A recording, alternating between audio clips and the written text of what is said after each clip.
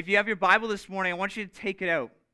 I want you to take it out and mark it at Exodus chapter 3, verse 15. So if you got your phone with you, you got your physical Bible, whatever it might be. But I want to start off by asking a big question, which is who in the room has an electronic device on them? Maybe it's a tablet like I have this morning, where you have a tablet with you. I noticed that lots of kids nowadays, this is the new thing, is having a tablet with them wherever they go.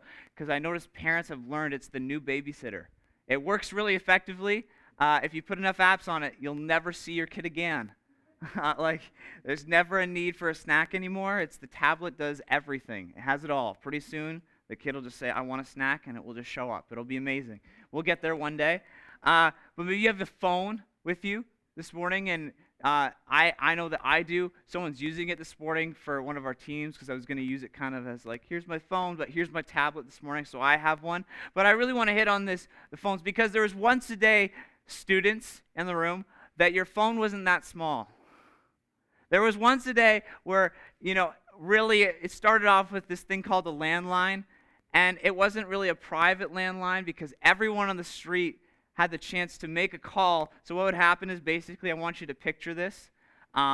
It's kind of like a game of telephone, sort of, because everyone in the game of telephone gets to talk at some point. The only difference is imagine if you had to pass the word along in the game of telephone, but everyone's talking all at once. That's kind of how it works. So basically what would happen is you pick up the phone, and all of a sudden you would notice that Susie across the street is talking to somebody else, and you wouldn't be able to get on there because there's like this, basically how it worked was that there was a line that everyone used all at once. But, we've moved on to greater things. We've moved on to greater things because there's some noticeable cell phones, and I kind of want to give you like the first one that's well known. It's the first phone. It was just called the Motorola 8900 version 2, and there should be a picture coming on the screen, hopefully for you all to see, of that phone. And the thing is, you need to know about this phone is that this phone was a brick in reality. It was the biggest thing that you could possibly ever imagine in your hand. And hopefully we can get that on the screen. You might have to press clear to show it to us, but hopefully we can see it here. But it was like a brick in your hand. Like, imagine a physical brick. Like, the battery pack alone was basically bigger than your current cell phone, right? Parents in the room were like, yeah, that's how we made it through. We made it through that way. Then what kind of came later is things like the Nokia 6210, which is a bit smaller, which is kind of the phone that I remember having my dad have at one point. But then things got better. Don't worry. Things got better because we went from that to what's called a Blackberry. And I know that for all the students that are here, like, that's like the phone you don't want.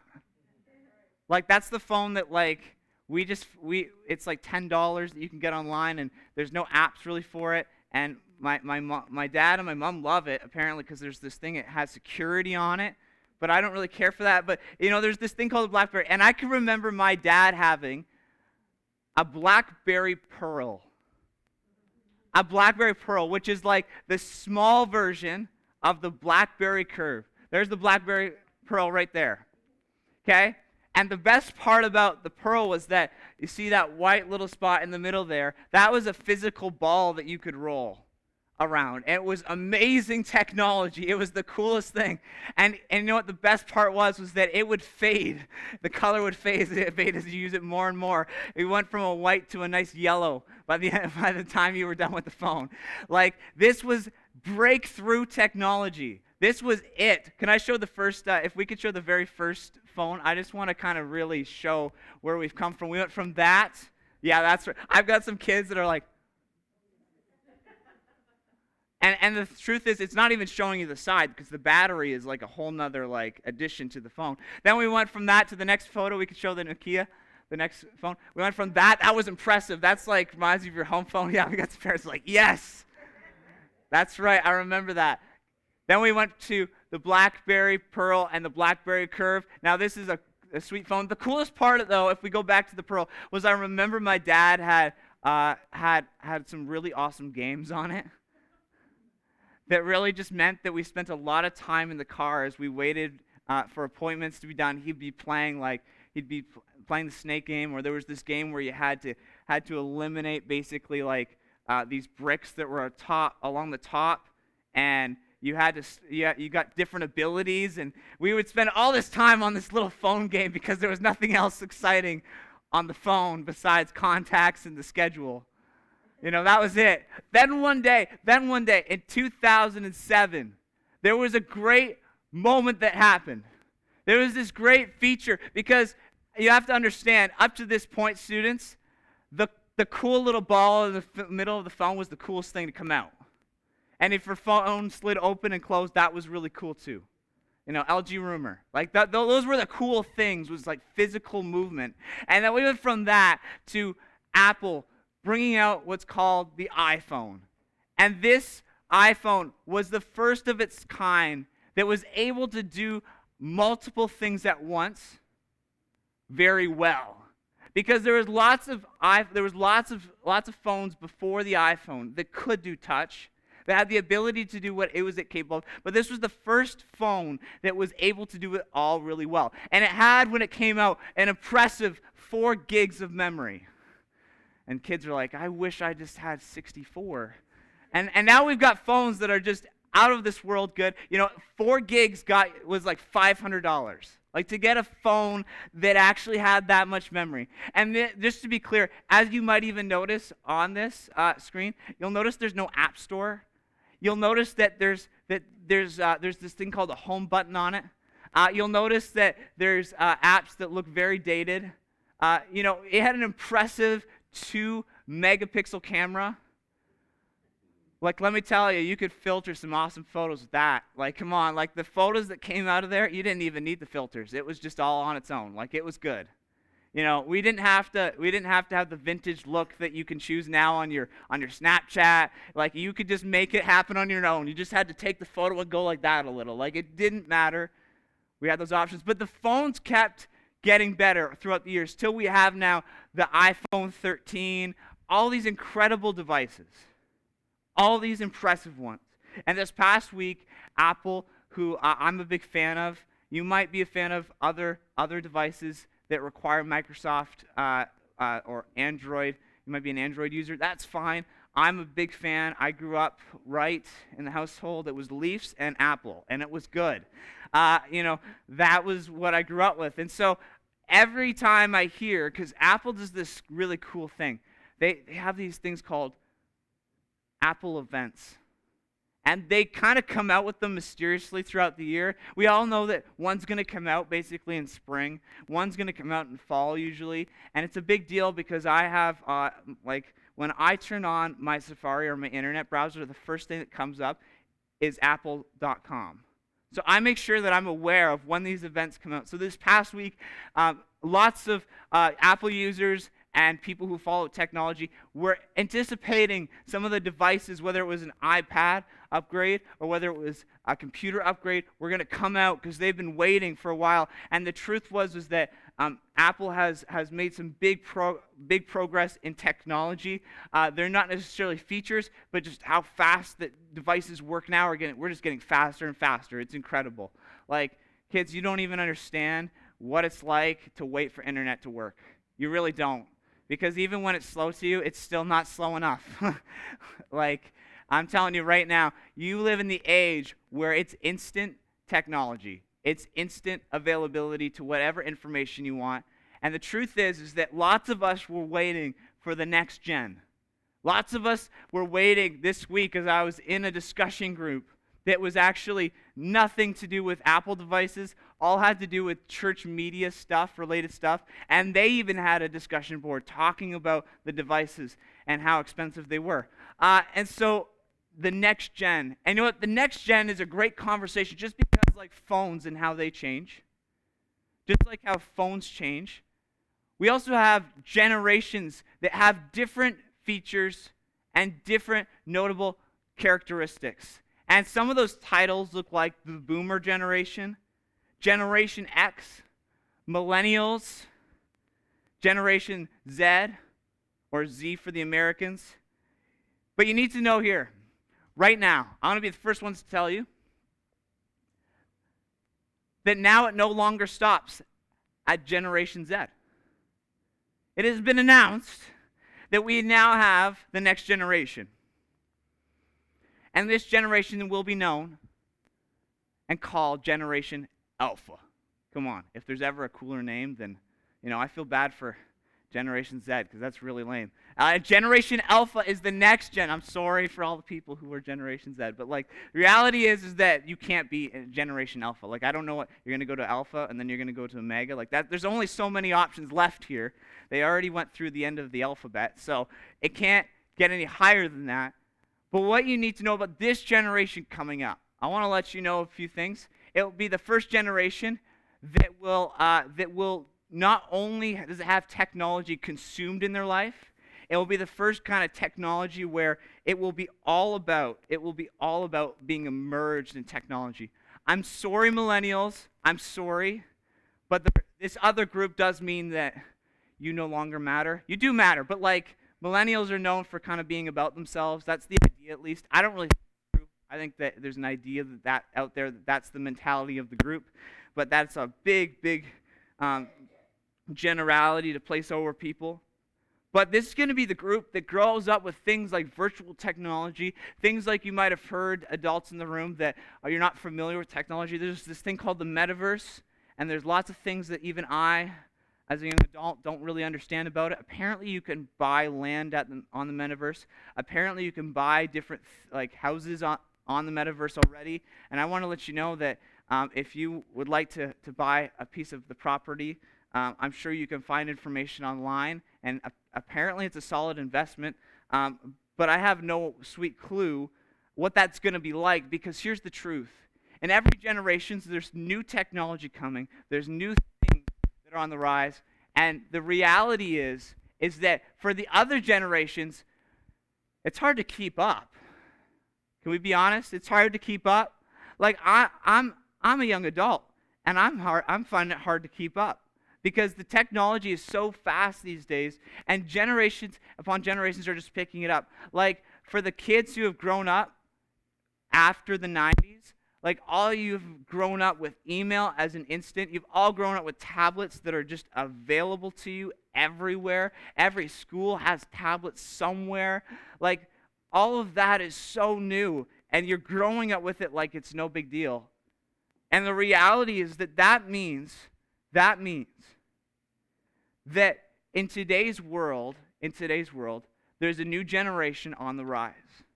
And there's a new generation with different needs, different desires, different wants, because they're growing up in the digital age, and it's affecting the way that they take information.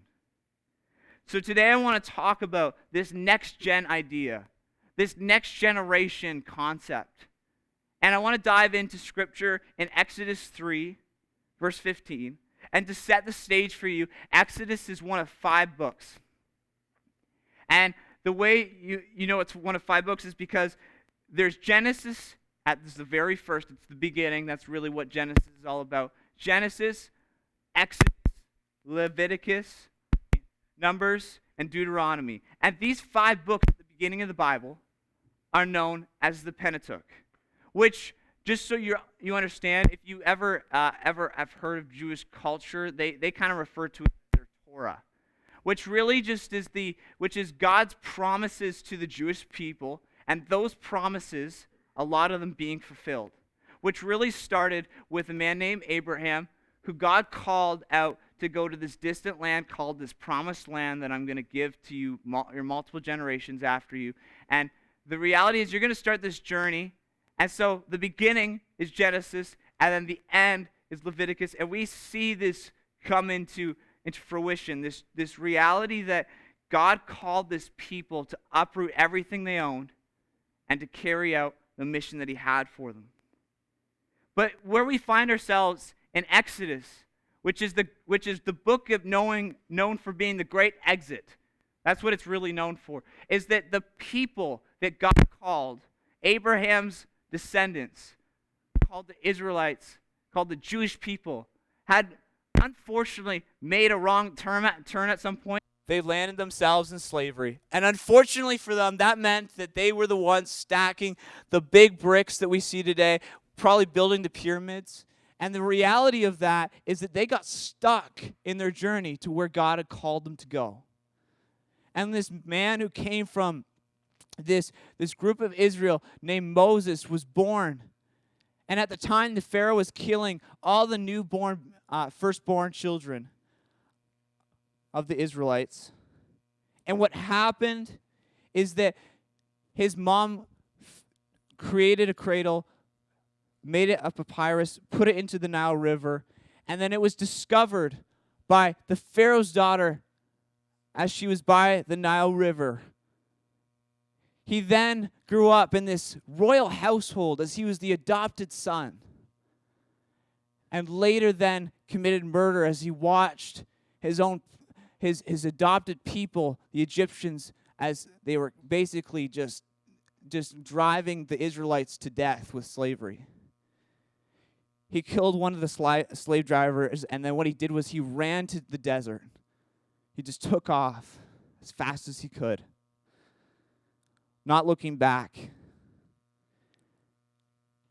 And he finds himself as he gets married while he's there, and he begins to do something where he just takes care of sheep for his father-in-law. And out one day he's going with his sheep as he's tending the herd.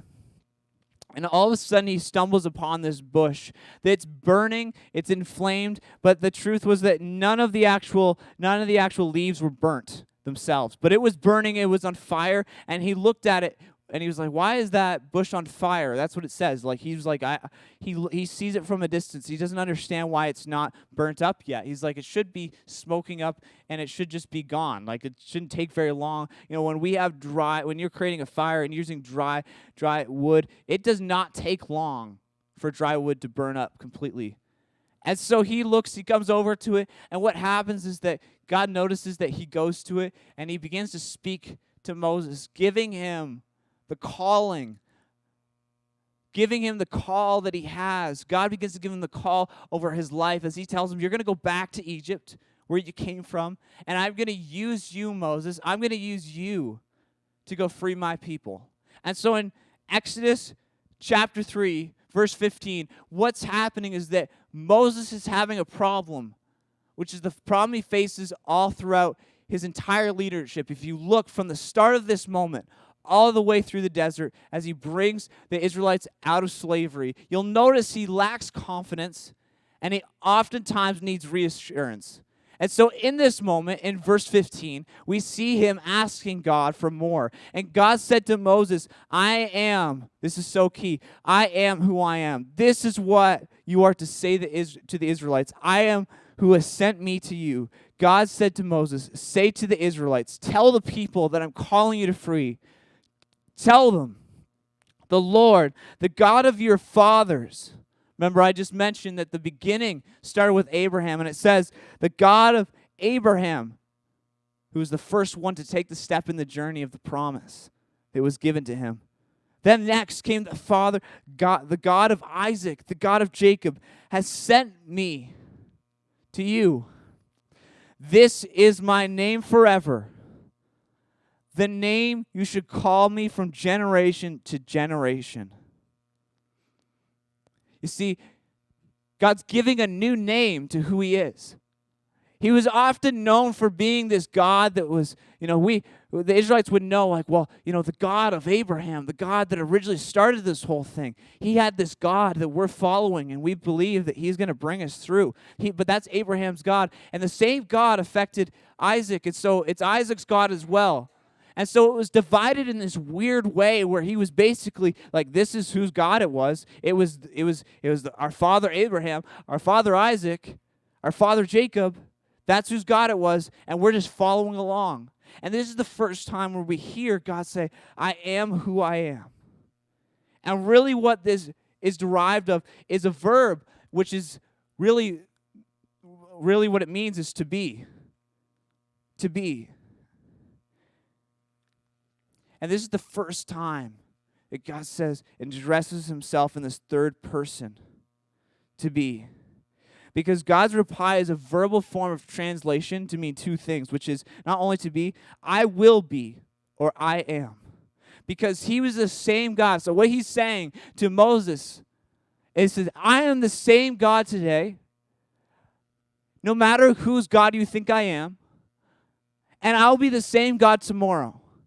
And my promises will always be the same because I am who I am. There's nothing changing me. There's nothing stopping me. There's nothing going to change the where you are in your direction. But that's this morning, what I want to hold on to is what he says at the end. This is my name. This is the name forever that you will know me by, which we later kind of create a name where it's called Yahweh. And we know that God is this title of Yahweh. You might have heard it before. And this is what you shall call me from generation to generation. So today I want to press into the next gen and ask the question, what does it take for the next generation to know his name? What does it take for that to happen? We need to ask ourselves these questions. The adults in the room, we need to ask, what does it take for our kids to know? What will it take for the 2011 babies that are born to the 2025 who will be known as the Alpha generation? What will it take to reach them? Because they're still coming no matter what you do, and God is still who he is. Nothing's going to change, but it doesn't stop there. It starts with us.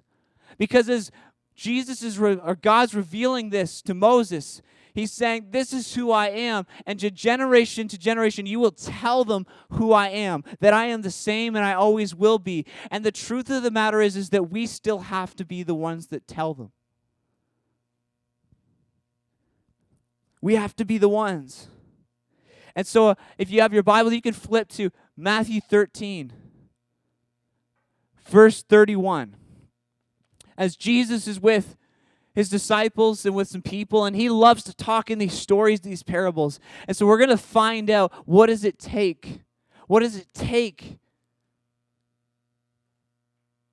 to reach, to make sure that his name will go from generation to generation? He told them, it says in verse 31, he told them another parable. The kingdom of heaven is like a mustard seed.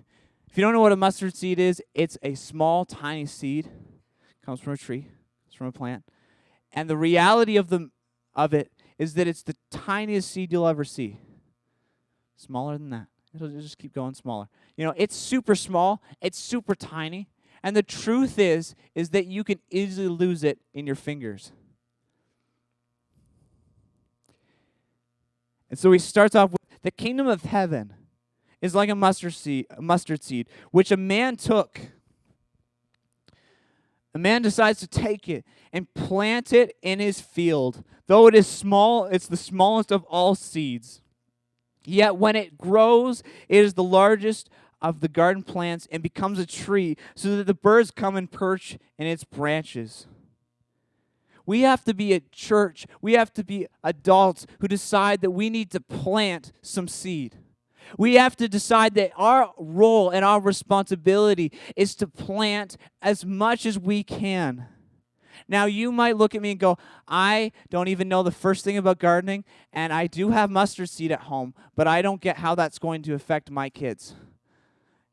You know, that's... I can tell nobody got that joke, and that's okay. We're going to keep going there. But the reality is, come on, we got to be alive this morning in the room. The reality is that it starts off with, if you ever had a garden before, you know that you have to prep the soil. You have to make sure you put some fertilizer on it. You might have to, my favorite, kids and students. I know you all don't live in a heavily farmed area, but I grew up in the Ontario prairies. And let me tell you, there was this thing. They might still have it in this region. They had this thing called rock picking. You know, adults are laughing because they probably know what it is. But I know a lot of students in this region. I grew up in a town of like 5,000 people. And 80% of the students that went to my high school were bussed in because they were in a farming community. So I grew up knowing what rock picking meant. It meant hanging out with 8 or 7 guys on a 4-wheeler with a trailer behind you, going through a massive field, picking through the rocks and the stones that could destroy not only the harvest or the future of the seeds actually taking root, but also also making sure that the combines weren't damaged, that the different vehicles that farmers use weren't damaged in the process of even just beginning to seed the field. Those were great times as you're taking in all the dirt and it's just you're in it. I remember doing it one time. I was on a soccer team, and these really awesome parents stepped up and said, "Hey, we want to pay for all the students to be able to go to the tournament, the soccer tournament, but all we ask is that they help rock pick." And so we literally rock picked for 3 hours, and for the next 3 days, I was blowing out dirt in my nose because that's how bad it was. Like, it was that sort of a time together as we were just going through row by row, field by field. Then you have to grab some seed. This is something, I think about the preparation of the dirt here at Motion Church. I think about how we've had to change a lot of things around here. We've had to make sure that the place is a warm, welcoming environment to come into. We had to make sure that we built some add-ons to the stage. We had to make sure that things were prepped for kids downstairs. Oh, whenever you get a chance when kids isn't happening downstairs, look at the stage, look at the room. It's getting better and better all the time. We have to prep those areas, but then you have to grab some seed. And seed looks like many different things. In the life of the church, seed looks like many different things. I want to tell you this morning that there's an opportunity, there's a field that's yet to be planted here at Motion Church for youth ministry. I have the exciting news this morning to tell you that youth ministry is coming back in person at Motion Church. We've been waiting for the come on, who's excited? Because I know this. I know some adults in the room understand what I'm saying. Some adults in the room, I know students, you're like, it's exciting because we get to do all the fun stuff. I'm telling you, some adults in the room understand that the reality of youth ministry is the difference between having amazing memories at a convention and not having any understanding what the word convention means.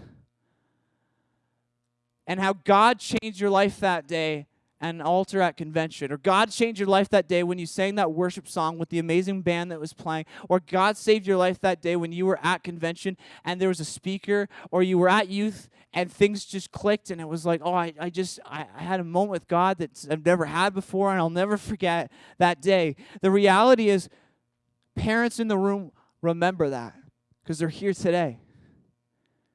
And the truth is that we have an opportunity to plant some seed. We have an opportunity to make the choice that you might go, I don't have the time. I don't have the time, Pastor Tom. I don't have the time to commit my time to it. And here's what I'd ask you. There's 3 ways that we can plant seed this morning. There's 3 different types of seed. There's a financial seed. Maybe you decide that you go, I remember the time that I went to convention. And it changed my life. Maybe you remember the time where you went to youth ministry and you were like, those games, those snacks, all those times. Let me just inform you. They do cost something called money.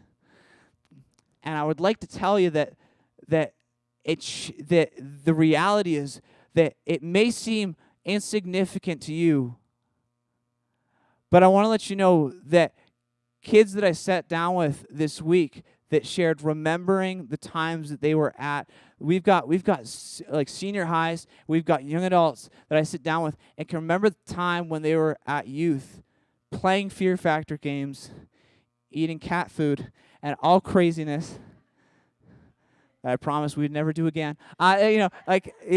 Remember those times.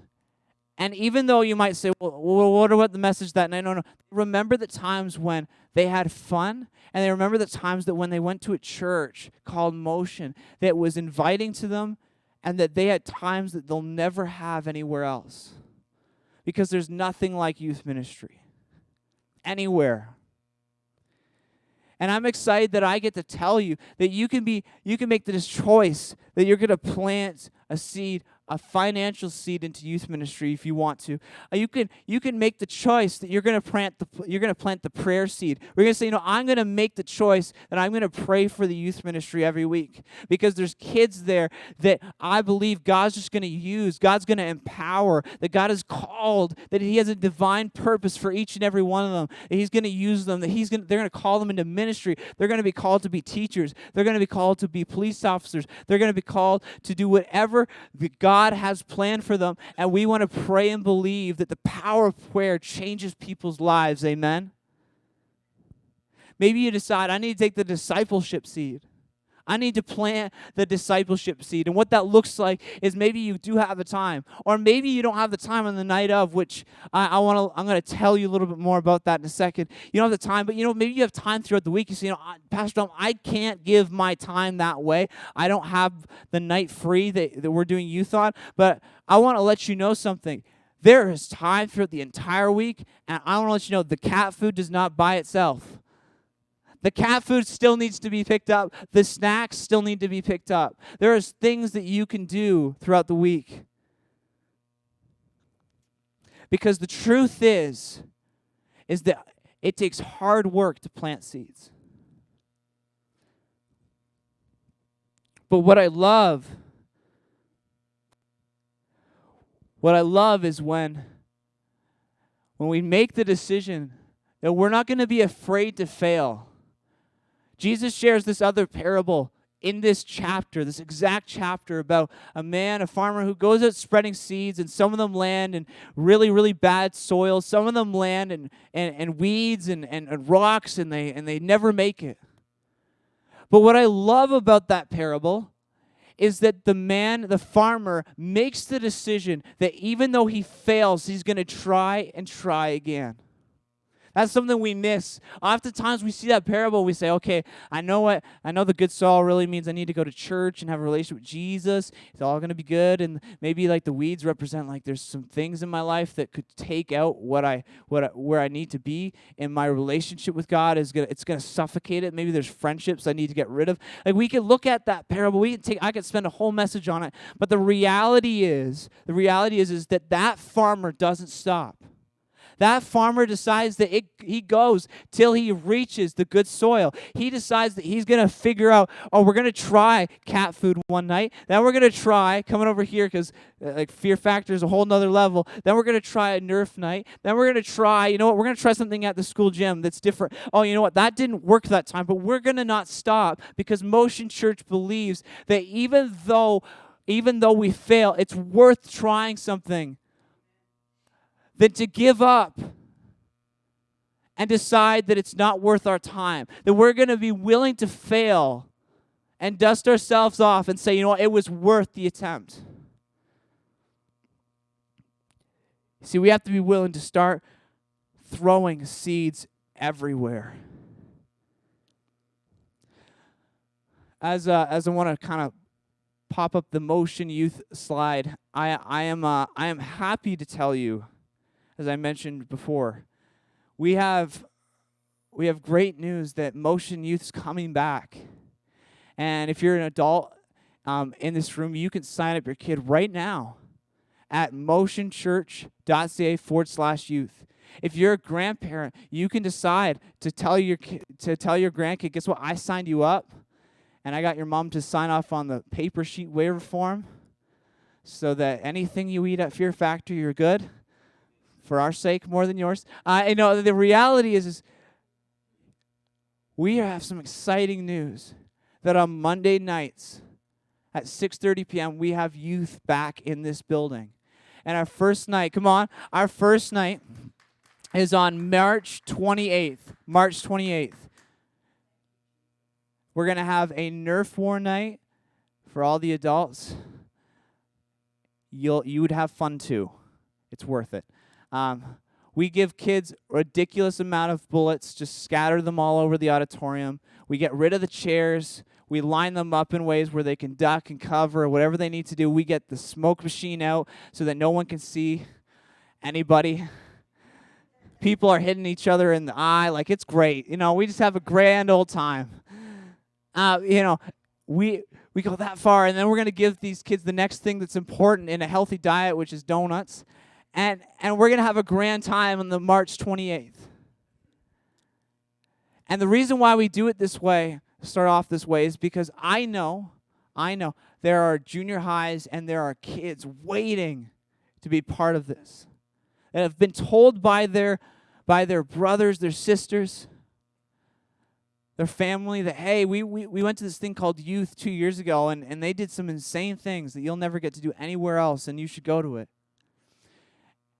And really what that gives us is an opportunity as a church to reach into students' lives in ways that no other people can, because we make the choice that we're going to do crazy, ridiculous things to reach lost people. And that the next generation is worth fighting for.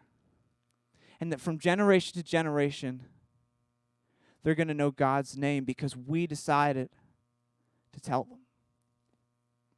That we decided there's not going to be a disconnect. That we're going to decide that we're going to ask students to put away the phones for an hour and a half and decide, we're going to make it so worth your time that you're never going to forget it. And I'm thankful this morning to be able to share that news with you. And I want to let you know that as I've been here for about, it's coming up to 5 years in May, I'm excited for what is in store in this church as we see the growth in our students and our kids. And I'm excited for what we have next in the next leg of the race as we start the next steps together. But the truth is that the work's not done yet, and we have to be willing to plant and plant and plant. That we can't give up. We can't stop. And even when it gets hard, we have to keep going forward as we plant the seeds to believe that the next generation is going to know his name. Let's stand together, and we're going to pray. Dear God,